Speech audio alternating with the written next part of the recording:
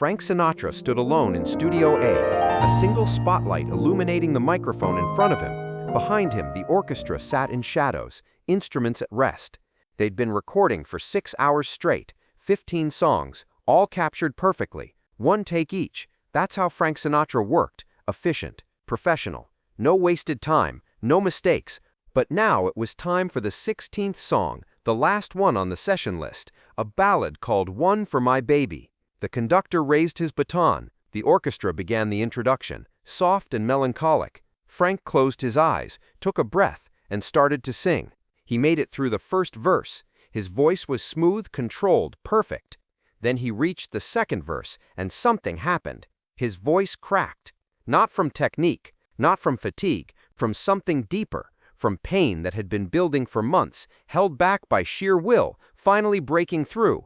The conductor immediately stopped the orchestra, raising his hand. A crack in a Frank Sinatra recording was unacceptable. They'd do another take, but before anyone could move, before Frank could apologize, or the musicians could reset, the recording engineer sitting in the booth made a decision. Voyle Gilmore kept the tape rolling. What happened in the next 4 minutes would become the most honest, most devastating recording Frank Sinatra ever made, because Frank wasn't singing to an audience that night. He was singing to a woman who'd walked out of his life 6 months earlier, a woman whose absence haunted him every waking moment, a woman named Ava Gardner. And everyone in that studio understood they weren't just recording a song, they were witnessing a man's heart breaking in real time. To understand what happened in Studio A that night, you need to understand the story of Frank Sinatra and Ava Gardner. It's a story about obsession disguised as love, about two people who couldn't live with each other and couldn't live without each other, about the price Frank paid for loving a woman the world called the most beautiful in Hollywood. Frank Sinatra met Ava Gardner in 1949 on an MGM soundstage. Frank was 33, at the peak of his fame, the biggest singer in America. Teenage girls screamed his name. His records sold millions. He had everything. A wife, Nancy, his childhood sweetheart, 3 children, a mansion, success beyond measure. Then Ava Gardner walked onto that soundstage, and everything Frank thought he wanted disappeared. Ava was 26 years old, dark hair that fell past her shoulders, green eyes that seemed to see right through you, a beauty so striking that grown men would literally stop mid-sentence when she entered a room. She'd been married twice already, first to Mickey Rooney, then to bandleader Artie Shaw. Both marriages had ended badly. Ava had a reputation in Hollywood, wild, unpredictable, the kind of woman your mother warned you about. Frank took one look at her and was gone. He walked over during a break in filming. "I'm Frank Sinatra." Ava looked him up and down with those green eyes. "I know who you are. Have dinner with me tonight." "You're married, Mr. Sinatra." Frank smiled. "So are you." Ava laughed. It was a sound that would echo in Frank's mind for the rest of his life. "Touché. Pick me up at 8. That dinner changed everything. Frank and Ava talked for hours about music, about movies, about their childhoods. Frank told her about growing up in Hoboken, the son of Italian immigrants, fighting his way out of poverty. Ava told him about North Carolina, being dirt poor, coming to Hollywood with nothing but her face and her determination. They understood each other immediately. Both had clawed their way up from nothing. Both knew what it meant to be underestimated. Both carried a hunger that success couldn't satisfy. By the end of that first dinner, Frank was in love, completely, irrevocably, destructively in love. The affair started quickly. In 1949, Hollywood had rules, strict moral codes enforced by the studios. You didn't have affairs. You didn't get divorced. If you were a star, you protected your image above everything else. The American public wanted their celebrities wholesome, married, stable. Frank and Ava ignored all of it. They were seen together at restaurants, at parties, at clubs. The press started asking questions. Nancy Sinatra, Frank's wife, was devastated. She knew about the affair.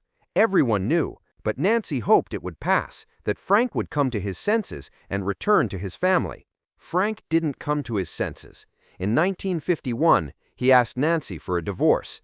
The scandal was immediate and brutal. The Catholic Church condemned him.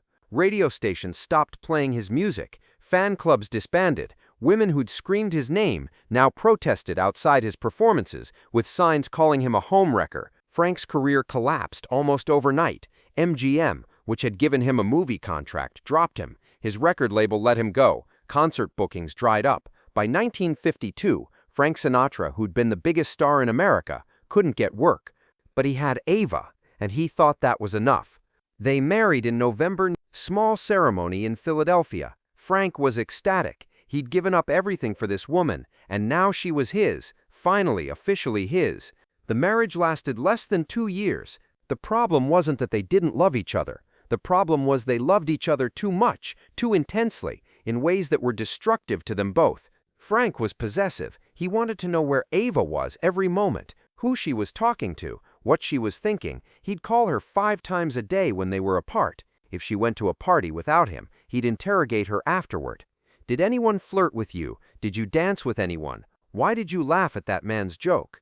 Ava was wild and free. She drank. She stayed out late. She flirted with men because that's who she was, confident and unbothered by convention. She loved Frank, but she wouldn't be controlled. And Frank's jealousy, his constant need for reassurance, suffocated her.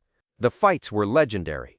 They'd scream at each other in hotels, in restaurants, in the middle of the street. Frank would accuse her of not loving him. Ava would accuse him of trying to own her. They'd break up, get back together, break up again. It was exhausting for everyone around them. Dean Martin, Frank's closest friend, watched it happen.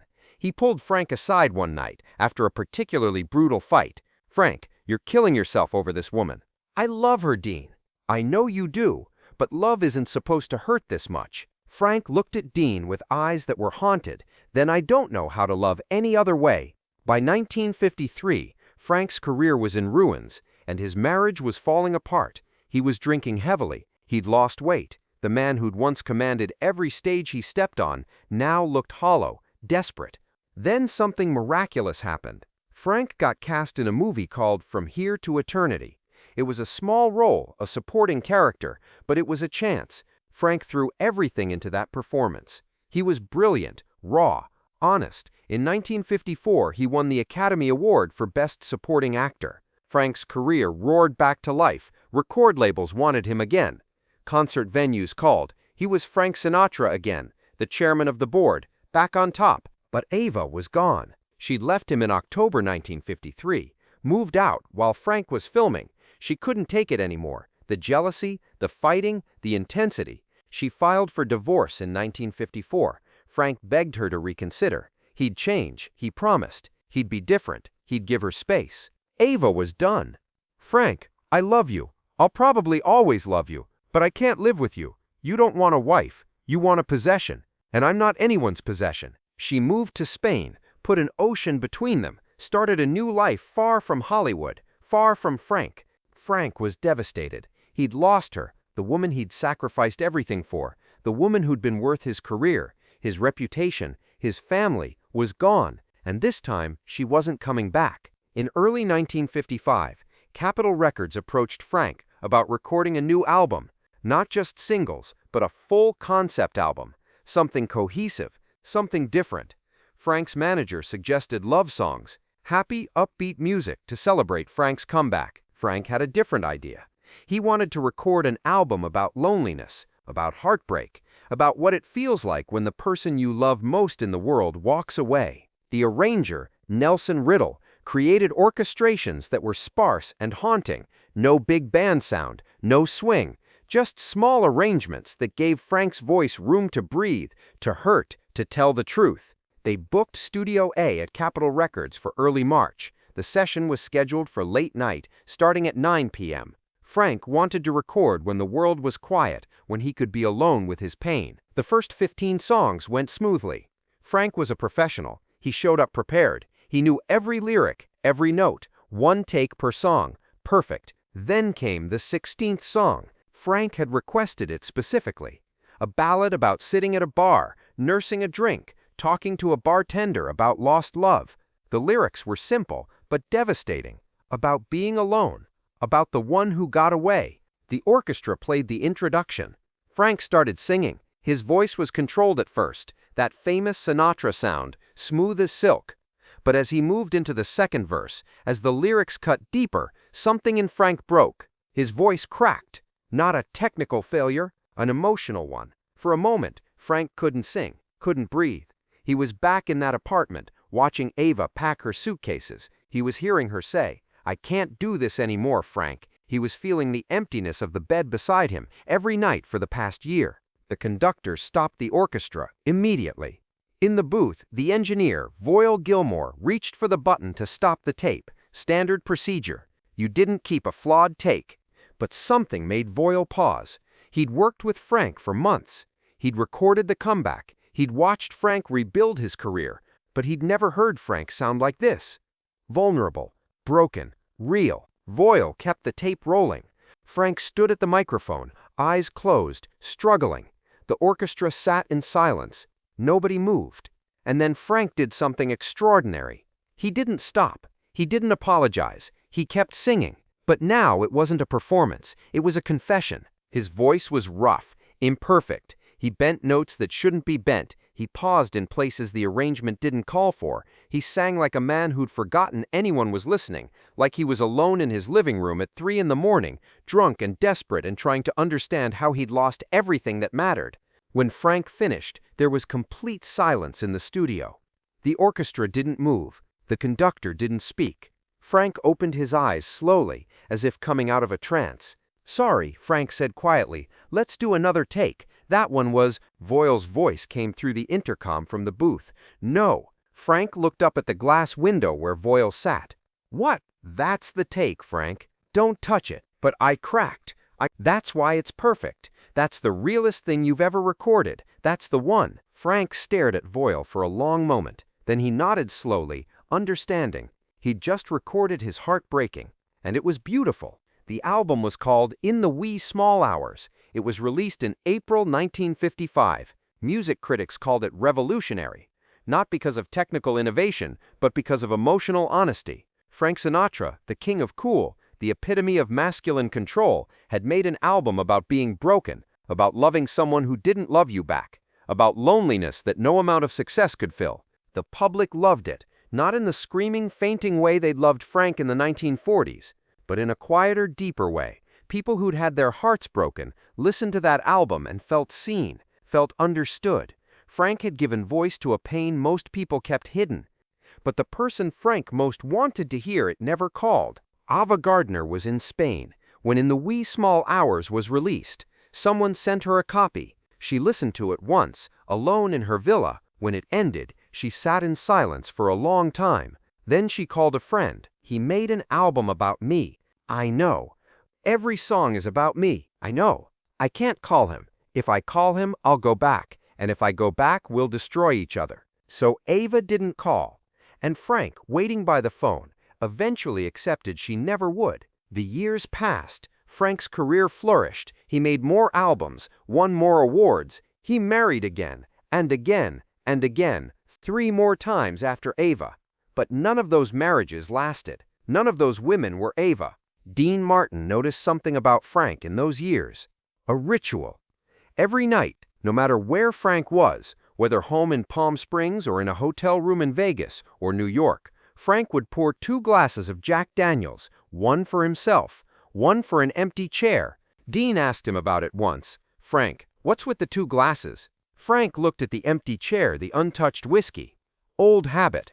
It's been 20 years, Frank. She's not coming back." Frank picked up the second glass, stared at it for a moment, then poured it down the sink. "I know she's not coming back, Dean. That's why I keep pouring." Ava Gardner died on January 25, 1990, in London. She was 67 years old. The cancer had taken her quickly. She'd lived a full life after Frank. More movies, more love affairs, more adventures. She'd been happy in her way, but those who knew her well said she never quite got over Frank either. When Frank heard the news, he was in Palm Springs. He was 74 years old, frail, his voice mostly gone. He sat down in his favorite chair and didn't speak for hours. That night, for the first time in 35 years, Frank poured 2 glasses of Jack Daniels, and for the first time, he drank both of them, because Ava wasn't waiting anymore.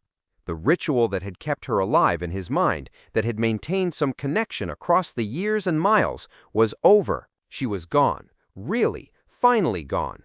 Frank Sinatra died on May 14, 1998. He was 82 years old. In his final days, surrounded by family, he spoke very little, but those who were there say that in his last moments, Frank said one word, just one, Ava. After Frank died, his children went through his belongings. In his bedroom, they found something that made them all stop. On the nightstand, next to his bed, were two glasses, both empty, both waiting. Frank had kept the ritual going, even after Ava died, pouring two glasses every night, drinking both, keeping her memory alive in the only way he knew how. The story of Frank Sinatra and Ava Gardner is often told as a great romance. Two beautiful people, passionate and doomed. But it's more complicated than that. It's a story about obsession, about two people who loved each other in ways that were destructive, about how sometimes the people who make us feel most alive are the ones who hurt us most. Frank never should have left Nancy for Ava. Ava never should have married Frank. They were wrong for each other in every practical way. Their love destroyed Frank's first family. It nearly destroyed his career. It left them both wounded in ways they never fully healed from. But that recording session in 1955, that moment when Frank's voice cracked and Voyle Gilmore kept the tape rolling, gave the world something precious. It gave us honesty. It showed us that even legends hurt.